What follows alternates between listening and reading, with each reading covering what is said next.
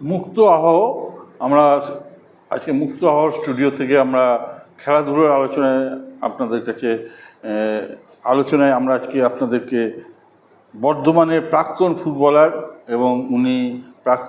এবং পরবর্তীকালে উনি খেলাও পরিচালনা করেছেন রেফারি হিসেবে এবং ক্রীড়া বিশেষজ্ঞ ফুটবলটা ওনার খুব প্রিয় সেই নীলাদ্রি শেখর চন্দ্রকে আমরা আজকে স্টুডিওতে পেয়েছি। নমস্কার।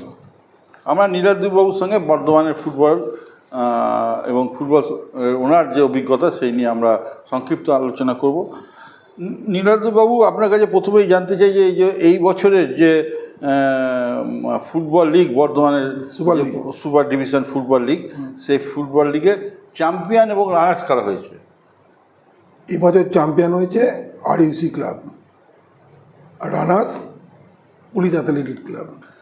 লিগটা যখন শুরু হয়েছিল তখন থেকেই কি মনে হচ্ছিল যে আরইউসি চ্যাম্পিয়ন হবে বা পুলিশ রানার্স হবে, না আরও অন্য দল প্রতিযোগিতায় ছিল?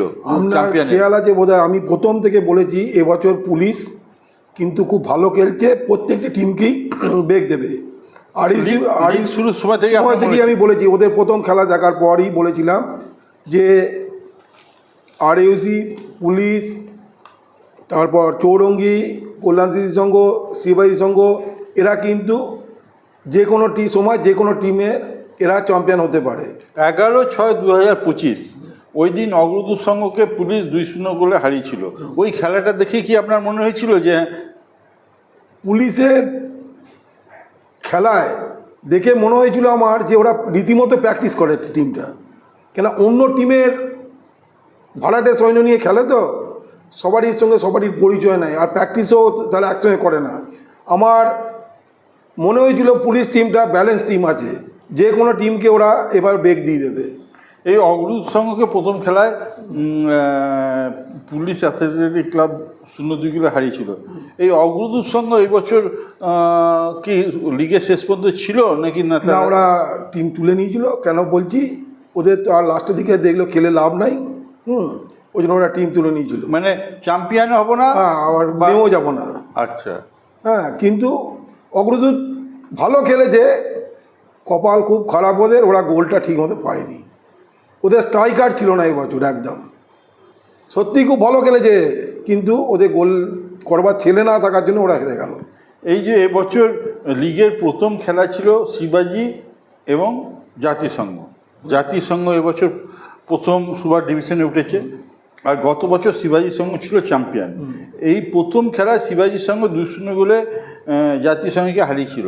তা এই বছর লিগে এই গত বছর যে চ্যাম্পিয়ন শিবাজি সংঘ, তাদের খেলা আপনার কেমন লেগেছে? এবার ঘটনা হচ্ছে কি, খেলা তো প্রত্যেক বছর একই রকম হবে না, আর প্রত্যেক বছর একই প্লেয়ার থাকবে না। এবছর কেমন লেগেছিল? এবছর কিন্তু শিবাজি সংঘ আহামরি খেলতে পারেনি, সেই জন্যই ওরা একটু পেছিয়ে গেছে। আর গত বছর যে ফার্স্ট ডিভিশন থেকে চ্যাম্পিয়ন হয়ে সুপার ডিভিশনে জাতীয় সংঘ উঠলো, তারা কি করলো? তারা ঘটনা হচ্ছে এবার সুপার ডিভিশনে প্রতিটি টিমই 19-20, সেখানে ওরা দাঁত ফোটাতে পারলো না। আমার তো দেখছি বেশিরভাগ খেলাই তো ওরা 0-2, 2-1 এরকম গোলে প্রতিটি খেলায় ওরা লড়াই করেছে, কিন্তু ওই গোল করার ছেলে নাই। আর সুপার ডিভিশনের টিমগুলো এবার তো খুব ভালো টিম হয়েছে, প্রতিটি টিমই খুব ভালো টিম, কাউকে আপনি বাদ দিতে পারবেন না। শেষ খেলা ছিল মনে হয় আরইউসি বনাম চৌরঙ্গি।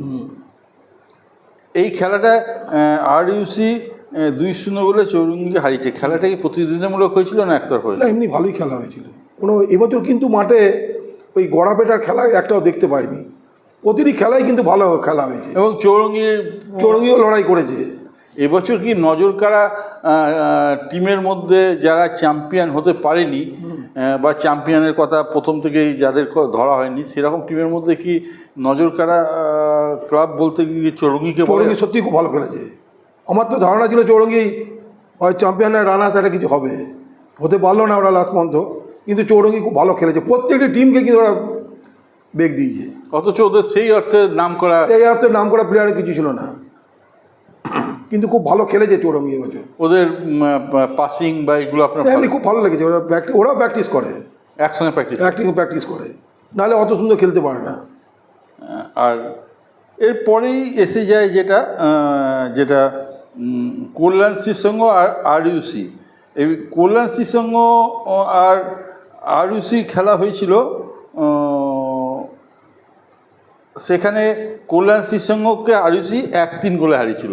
এই খেলাটার পর থেকেই কিন্তু আর কল্যাণ শ্রীসংঘ মাঠে মনে হয় নামেনি। ঘটনাটা হচ্ছে হ্যাঁ, সেদিন কল্যাণ সত্যি করেই খেলতে পারেনি। কল্যাণ 2 গোলে হারছিল।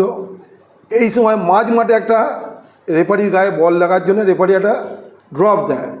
দুর্ভাগ্যক্রমে সেটা আরইউসির ছেলের পায়ে পড়ে যায়। আরইউসি ছেলে সঙ্গে সঙ্গে স্ট্রাইকার যে জন্য ছেলে তাকে বলটা পাঠিয়ে দিল, সে একটা গোল করে দেয়। এবার 3-1 হয়ে যায়।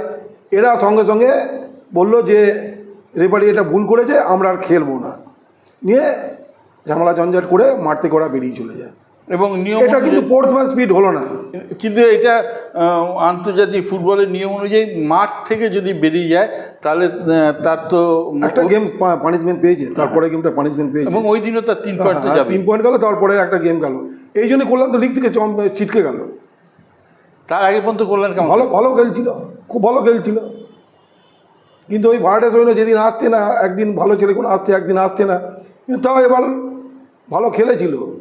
কিন্তু ওই লাস্ট দিন রাগারাগি করে বেরিয়ে যাওয়াটা আমার মনে হলো স্পোর্টসম্যান হলো না। রেফারি হয়তো একটা ভুল করেছে, মানুষ মাত্রই ভুল হয়, রেফারিও একটা মানুষ। ড্রপটা দিয়েছে কল্যাণের, অ্যাকচুয়াল কল্যাণের পায়ে বলটা দিলেই ভালো হতো, কিন্তু আর এই ছেলেটা পায়ে বলটা পড়ে গেছে। ওটা তো ওই ড্রপগুলো অন্তত ফেয়ার প্লে হয় কোনো আমার আরইউসি ছেলেটা অন্যায় করেছে, ওইগুলো ও বলটা বাইরে বার করে দিতে বাইরে বার করে দেয় বা দূরে গোলকিপারকে এবার কল্যাণের স্টপারের ছেলে কোনো ডিফেন্সের ছেলে কোনো ভেবেছিল ওরা বলটা বাইরে, ওই বলগুলো থেকে সাধারণত আক্রমণ শুরু হয় না, কিন্তু ওরা এটা আক্রমণ করে দিল। এটাকে বলে ফেয়ার। হ্যাঁ, কিন্তু ওরা ফেয়ার প্লে করলো না। ওরা 2 গোলে জিতছে, 2-1 গোলে জিতছে, তারপরে ওইখানে গিয়ে গোলটা করা, এটা ওরা মানে ফেয়ার প্লে করলো না একদম, এটা ঠিক করেনি। কিন্তু কল্যাণও বলছি আপনাকে, এই খেলার মাঠে যা হয়েছে, ওই যে খেলাটাকে নষ্ট করে দেওয়া, বেরিয়ে চলে গেল, তার সেই গেমটা তো গেলই পয়েন্ট, তারপরের গেমটাও 3 পয়েন্ট চলে গেল। এবং তো ওরা মোটামুটি এটা একটা কল্যাণের একটা নাম করা টিম, তার কাছে এটা আশা করা যায় না। এরপরে থেকে গেল যেটা মিলনী খেলা। মিলনী টিমটা ভালো টিম। ওই কোন দিন রাম মালিক ভালো খেলবে, যেদিন ভালো খেলবে সেদিনকেই রাম মালিক কিন্তু এবার ভালো খেলেছে, সত্যি করেই ভালো খেলেছে। যতটা খেলেছে খুব ভালো খেলেছে এখনও, হ্যাঁ খুব ভালো খেলেছে। আর তাহলে ফার্স্ট ডিভিশনের সামগ্রিক খেলা দেখে, সুপার ডিভিশনের সামগ্রিক খেলা দেখে রানীমাটির দর্শকরা কি এবার খুশি? খুব খুশি, মাঠে প্রচুর দর্শক হয়েছে। মহিলার ফুটবলে যে আগ্রহ বেড়েছে, এবার মহিলা দর্শকও আমরা দেখতে পেয়েছি, এটা খুব ভালো লেগেছে। মাঠে ভালো লোক হতো, প্রতিটি খেলায় ভালো লোক হতো। এবং প্রথম থেকেই মনে হয় এবার বোঝা যায়নি যে কে চ্যাম্পিয়ন হবে, এটা বোঝা যায়নি।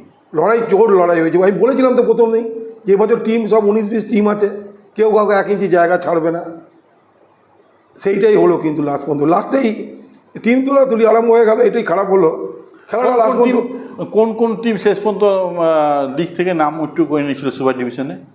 আমার যতদূর মনে হচ্ছে যে অগ্রদূত নিয়েছিল, কল্যাণ তো নিলই, তারপর মিলনীয় বোধহয় লাস্টের দিকে টিমটা তুলে নিল।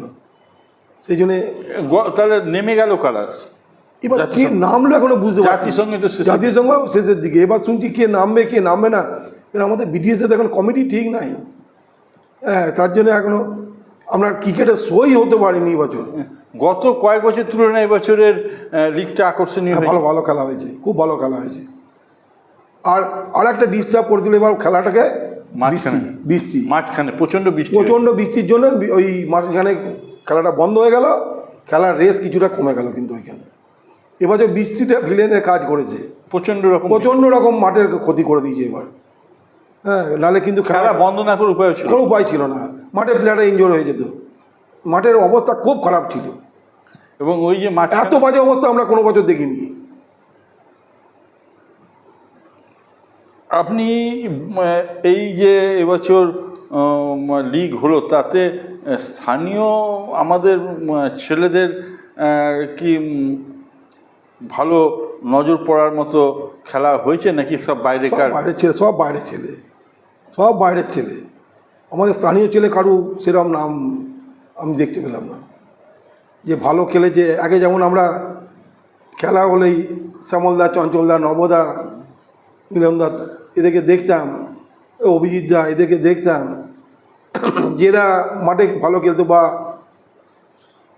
ইসলাবাজারে মনে করুন দুলাল বল, অশোক রায়, এরাও ভালো খেলতো। এরশাদ আহমেদ তো ইয়েতে ছিল, আপনার অসীম মেমোরিয়ালে ছিল। তারপরে জাতীয় সংঘ তো খেলেছে, তারপর আমরা অগ্রদূতে খেলেছি, ভালো ভালো বাজারে খেলেছে। ভালো প্লেয়ার ছিল, কিন্তু সেই ধরনের প্লেয়ার কিন্তু বর্ধমান শহরে আর নাই বলতে গেলে হয়। বর্ধমানে যে 11টা যদি ছেলে বার করতে বলা হয়, তুষার কোলে বা জিতু, তুষার কোলে, জিতুদা, শোভনদা, গণেশদা, এরকম ডাবা, দেবাশিস কোনা ডাবাদা, এরকম প্লেয়ারে কিন্তু আর বর্তমানে দেখতে পান না। এরকম ডিফেন্স আর দেখতে পাওয়া যায় না। বা দুলাল বল তো শ্যামলরা এরকম না, এরকম প্লেয়ার আর দেখতে পাই না। খেলাধুলোর মান তো খারাপ হয়ে গেছে না। আসল কথা কি, ফুটবল খেলে তখন এক জাক ছেলে চাকরি পেয়েছিল, সেই থেকে আরও এক জাক ছেলে এসেছিলো মাঠে যে না খেলাধুলো করলে চাকরি পাবো। আপনি চাকরি পাবে না কিছু না, শুধু শুধু ফুটবল খেলে শুধু সময় নষ্ট করবে কেন? তো পড়াশোনায় জোর দিচ্ছে। ভালো ভদ্রলোকের বাড়ির বা ভালো বাড়ির ছেলে আপনি ফুটবল মাঠে দেখতেই পাবেন না। মানে সচ্ছল পরিবারের ছেলে দেখতেই পাবেন না। ম্যাক্সিমাম ওই গরিব বাড়ির ছেলে, আদিবাসী ছেলে, মুসলিম ছেলে, এরাই ফুটবলটাকে বাঁচিয়ে রেখেছে। প্রত্যেক টিমে আদিবাসী ছেলে আছে বলে টিমগুলো চলছে। কিন্তু বাঙালি ফুটবলের প্রতি ভালোবাসা এখনো আছে, সেটা দেখায়, এখনো আছে টিভিতে। যে কোনো খেলায় বাঙালি দর্শক, বাঙালি দেখবেন বেশি। কটা গুজরাটি বা মারোয়াড়ি খেলা দেখতে যায় মাঠে, পাঞ্জাবি, বাঙালি ম্যাক্সিমাম। ফুটবল অন্তপক্ষে বলছি, বাঙালিরাই বেশি ফুটবল ভালোবাসে। এত কম পয়সা খেলা তো ছিল না তখন। একটা বল কিনলেই সবাই মিলে খেলতে, 22টা ছেলে খেলা যেত। বাংলার ফুটবলই ধ্যান জ্ঞান দেখবেন, ফুটবল নিয়ে কত সিনেমা হয়েছে। আর অন্য সিনেমা সেরকম তৈরি, বাংলা সিনেমা বন্নি মেয়ে, হ্যাঁ, উত্তম করে আর একটা সিনেমা হয়েছিল ফুটবল নিয়ে, স্টপার, স্ট্রাইকার, হ্যাঁ। তারপরে এরকম বই অনেক হয়েছে, সিনেমা নিয়ে গান হয়েছে। সব খেলার সেরা বাঙালির ফুটবল খেলা, এটা আমরা দেখেইছি। তখন বলুন না, আমরা ছোটোবেলায় টিভিতে খেলা দেখতে পাইনি, প্রথম দিকে রেডিওয়ে খেলা শুনতাম, তাতেই মনে হতো চোখের সামনে আমাদের ভাসছে খেলাটা, এত সুন্দর ওরা ধারাবার্ষক দিত, তাতেই আমরা আনন্দে উৎফুল্ল হয়ে যেতাম। এখনকার ছেলেরা বিশ্বাসই করবে না যে রেডিও শুনে অত আমাদের আনন্দ হয়েছে, বিকেলবেলা খেলা না শুনলে। আচ্ছা, এবার একটা কথায় আসি। আপনি বললেন রেফারি কল্যাণ আর যেটা আরইউসির খেলা হয়েছিল, রেফারি করেছিল, প্লেয়াররা সেটা ফেয়ার প্লে করেনি। এবার রেফারির মানটা কেমন ছিল? রেফারি এবার ভালো ভালো রেফারি নিয়ে এসছে, আমাদের যে সেক্রেটারি শিবরুদ্র ভালো ভালো রেফারি নিয়ে এসছে। ম্যাক্সিমাম কোনো খেলায় ঝামেলা নিতে পারে, ওই খেলাটা ছাড়া কোনো খেলায় ঝামেলা হয়নি। রেফারিকে নিয়ে কেউ আর শুনুন, সব কটা ডিসিশন আপনার মনোমতো হবে এটা ভাবা ভুল।